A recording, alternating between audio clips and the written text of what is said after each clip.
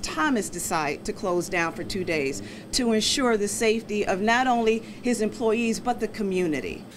Destiny's owner, Thomas Child, says that the restaurant will be running a week of specials through next Thursday to celebrate the reopening, including 30-cent wings.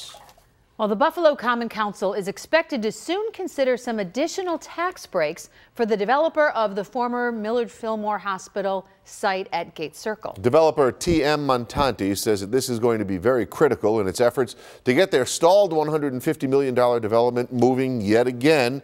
Channel 2's Dave McKinley reports tonight.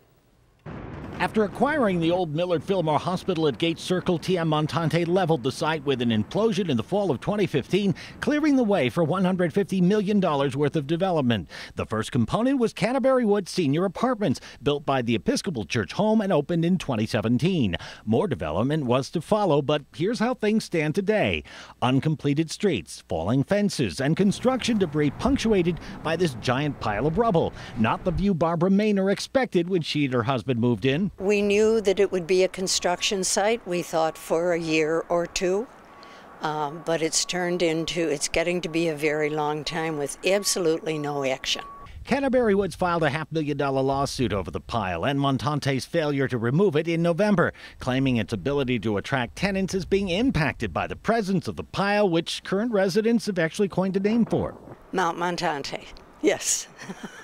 In a 2017 interview, company president Chris Campos acknowledged their efforts first hit a snag when the historic tax credits they were counting on to renovate these remaining structures were denied when officials determined they'd been damaged too much by the implosion. Back then, he vowed they'd push on with construction of this 6-story structure on the opposite side of the site. We're looking to start construction as soon as possible, and we imagine that will be in the next couple of months. But problems piled up again. Last year, after some officers of Morgan Communities, the Rochester-based developer Montante had partnered with for this phase of the project, were indicted on federal fraud charges. Montante asked for an extension from the city on that phase of the project. Now it wants the city to declare this an urban development action area due to its derelict condition, to provide Montante with additional tax breaks in hopes of getting things going here. On top of these tax breaks it's already received from the county and the state of New York for a site which Montante has owned for more than 5 years, but upon which it's yet to build anything. We don't know why he took on this project, if he needed tax breaks to complete it.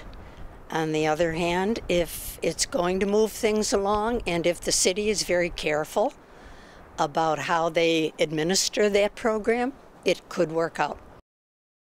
Regarding Mount Montante here, we've got what appears to be some encouraging news. According to a company official who I spoke with today, the environmental officials of the state have determined the debris pile not to contain any hazardous materials. In fact, that it's benign enough so that it can be moved off-site. And they're hoping that with the upcoming